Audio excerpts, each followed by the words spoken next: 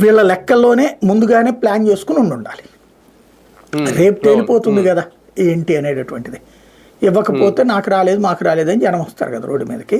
వచ్చిన జనం రోడ్ల మీదకి వాళ్ళ ఇదివరకు మళ్ళీ ఉద్యమాలు చేయడానికి ధర్నాలు చేయడానికి రారు, కానీ సోషల్ మీడియాలో అయితే మాట్లాడతారు కదా, నాకు పిల్లలు ఉంటే ఇవ్వలేదు, లేకపోతే నాకు 2 పిల్లలు ఉంటే ఒకళ్ళకే ఇచ్చారు, ఇది చెప్తారు కదా.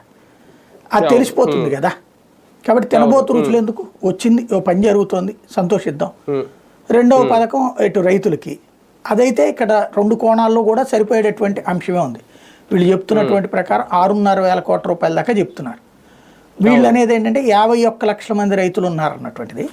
రెండవది ఏంటంటే వీళ్ళు చెప్పే విచిత్ర లెక్క ఏంటంటే లాస్ట్ ఇయర్ ఇవ్వలేదు కదా, అది కూడా కలిపి లెక్కేస్తున్నారట.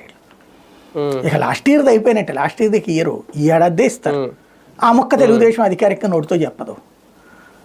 ఈ ఏడాది నుంచి ఇస్తారు, అది 3 దశల్లో ఇస్తారు. అందులో కూడా ఫస్ట్ ప్రస్తుతానికి లెక్క కట్టింది 44 లక్షల మందికి అయితే ఈ లెక్క సరిపోతుంది, 6,600 కోట్ల రూపాయలు. ఇది ఒక్కొక్కరికి 1,400 ఇచ్చేటట్టయితే, 14,000 ఇచ్చేటట్టయితే. అదే కనుక ఇప్పుడు వీళ్ళు ఏం చెప్తున్నారు, లెక్క 51 లక్షల మంది దాకా రైతులు ఉంటారంటున్నారు వైసీపీ వాళ్ళు. ఆ లెక్క అయినా సరిపోతుంది, ఎందుకు అంటే 10,000 ఇవ్వబోతోంది కాబట్టి కేంద్రం, అప్పుడు ఆ లెక్క అయినా సరిపోతుంది. కాబట్టి ఆ 2 పథకాలకి సంబంధించి ఈ ఏడాది ఇంప్లిమెంట్